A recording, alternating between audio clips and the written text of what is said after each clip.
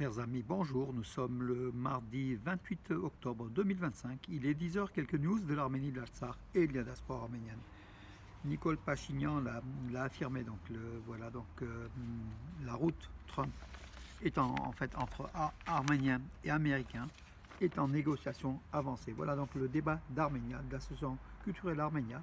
Ça sera pas ce vendredi 7 novembre à 20h30 ici à Bourg-les-Valences, donc un débat qui sera passionnant. Et on parlera aussi donc le souvenir de la disparition de notre ami vice-président d'Arménia, Alain Exclusion. Donc hier, 27 octobre, c'était le 26e triste anniversaire de l'attentat du Parlement arménien du 27 octobre 1999 qui avait décapité l'Arménie avec la disparition du ministre de la Défense Vasken Sarkisian et puis du président du Parlement, et de nombreuses autres personnalités du gouvernement arménien qui ont été décapitées par un attentat terroriste en plein Parlement. C'est Garen Demirjanan, le président du Parlement, c'était à l'époque. Voilà. Certaines, donc, en fait, Andranik Kocharian, qui est chargé donc, du dossier donc, au Parlement arménien, il a affirmé que certaines personnes qui peuvent révéler les faits du 27 octobre 1999 ne sont pas en Arménie. Elles ont fui l'Arménie, a affirmé. Donc voilà, donc il a dit que parmi ces témoignages important, donc beaucoup, comment dirais-je, savent, mais beaucoup aussi se cachent. Voilà. Il a affirmé notamment où est Alik Harutunian, l'un des témoins les plus importants, point d'interrogation. Il n'est pas là. Le juge qui a autorisé l'audition des témoins est en fuite. Monsieur Uzunian, qui a quitté l'Arménie, devrait être vu dans un environnement où il pourra répondre aux questions des autorités d'enquête à tout moment. Il y a un témoin important dont on n'a pas beaucoup entendu aussi, c'est Robert Kocharian, voilà, le président de l'époque, qui avait rencontré aussi le terroriste, donc le chef du clan, lors des négociations, justement, pour qu'il puisse se rendre, tout simplement. Voilà, c'est ce qu'a affirmé Andranik Kocharian. En tout cas, ce dossier reste encore mystérieux. Il y a beaucoup de choses cachées. Il y a 3 des accusés qui sont morts déjà.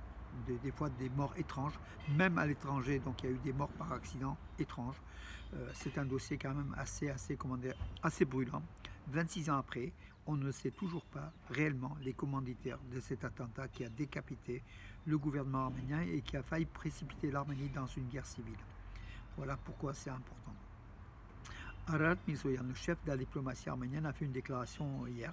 Il a affirmé que les présidents azerbaïdjanais et turcs ont été invités à venir en Arménie au printemps prochain, mais les invitations sont encore verbales. L'Arménie qui organise donc une rencontre européenne à Yerevan l'an prochain, en avril prochain. Voilà. Donc Arat Mirzoyan a affirmé qu'il y a une invitation verbale, mais n'a pas encore été, comment dirais-je, officialisée, mais ça va l'être. Donc Erdogan et Aliyev seront invités à Yerevan, d'après Arat Mirzoyan, le chef de la diplomatie arménienne. Voilà une petite caricature. On voit donc, ils font le salut des loups gris, hein, Erdogan et Aliyev, devant Arat Mirzoyan qui dit bienvenue en Arménie, mais déjà ils sont en Arménie, ils sont en terrain conquis d'ailleurs, avec le tapis rouge et puis les drapeaux. Voilà aujourd'hui la politique d'Yerevan pour essayer de faire la paix avec l'Arménie, avec l'Azerbaïdjan et la Turquie à tout prix. Voilà. Et puis donc on a appris aussi de la conférence, vous savez, des rabbins d'Europe, la conférence mondiale des rabbins, 600 rabbins qui devaient se réunir au mois de novembre à Bakou.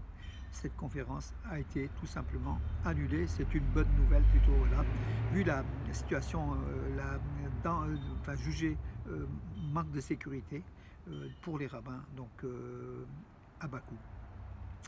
Pour la première fois dans l'histoire de l'Arménie, aucun soldat n'est mort à la frontière depuis 1 an et 8 mois, a affirmé donc hier le Premier ministre arménien Nicole Pachinian. Voilà, donc il a aussi fait état d'une situation de paix que l'Arménie n'est pas habituée, qu'il faut désormais savoir goûter cette paix et réagir en fonction avec une nouvelle économie, une nouvelle vision.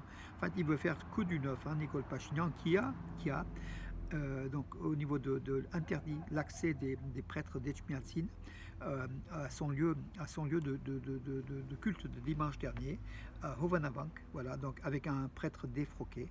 Il avait interdit au prêtre d'Echmiadzin d'avoir accès. Voilà, ça montre aussi comment dirais-je, le niveau aussi de l'opposition entre Pachinian et Saint-Echmiadzin. Voilà, à ce niveau-là, donc oui, c'est l'Église apostolique arménienne qui a accusé Pachinian de lui avoir interdit à ses prêtres, ses ecclésiastiques, l'accès à cette église. Donc, où dimanche prochain, il sera toujours sur place. Hein, donc, au Vanavank, Nicole Pachinian, qui avait été avec un groupe de fans, hein, de fans plutôt que des fidèles. Hein, c'était plutôt son fan club que des fidèles. Et puis j'ai fait donc, mes amis, en libre opinion hier, une opinion sur Armenius Nouvelle d'Arménie, sur justement les rapports entre Pachinian et cette église arménienne, avec des faits qu'on reproche aux catholiques qui sont vrais ou faux. En tout cas, il y avait des rumeurs qui couraient déjà depuis avant même Pachinian, sur sa vie privée.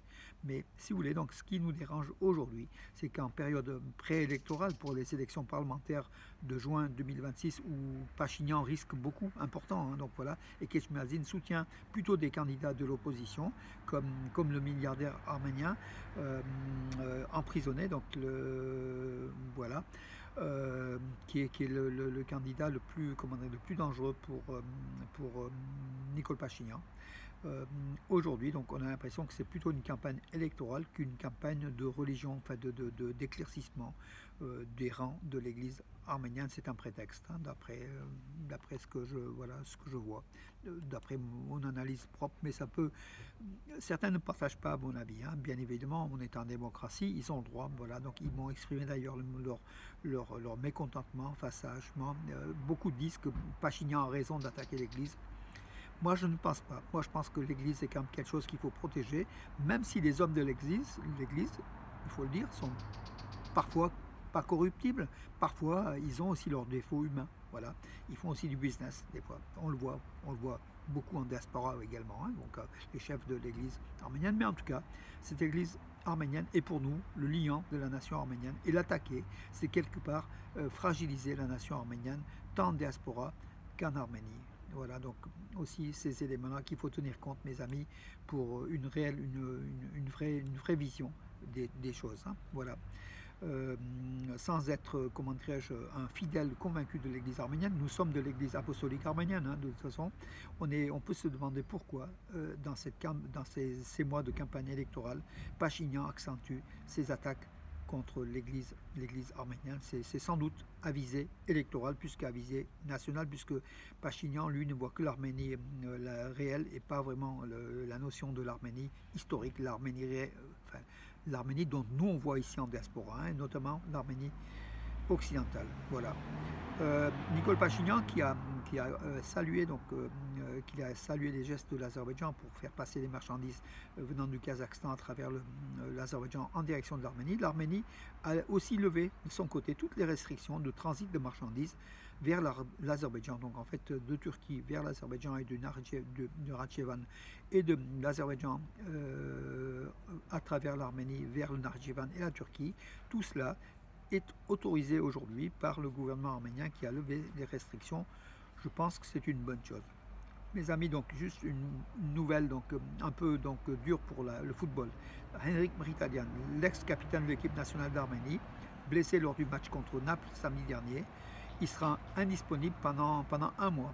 Donc 4 matchs de championnat de Serie A et 2 matchs de Coupe européenne. Dommage, voilà, à 36 ans.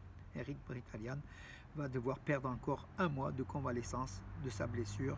Voilà. Donc on en a parlé hier soir à Radio Arménie Lyon, hein, l'émission Sport avec Raja Kenechté. Vous pouvez écouter d'ailleurs le détail de cette affaire-là, donc notamment les arbitres qui avaient sifflé un pénalty lors de l'action qui a blessé Henrik Mkhitaryan. Pénalty contre Henrik Mkhitaryan, contre l'Inter de Milan, mais qui a été, comment dirais-je, déjugé par le corps arbitral de la Serie A du championnat d'Italie. Voilà, l'arbitre n'aurait pas dû siffler pénalty. Il a été sanctionné pour quelques matchs, ainsi que son assistant. Voilà mes amis, les informations pour cette journée donc du mardi 28 octobre 2025 avec cette belle journée printanière, presque printanière ici à Valence mes amis, il faut en profiter, il faut profiter. Bonne journée et à demain mes amis.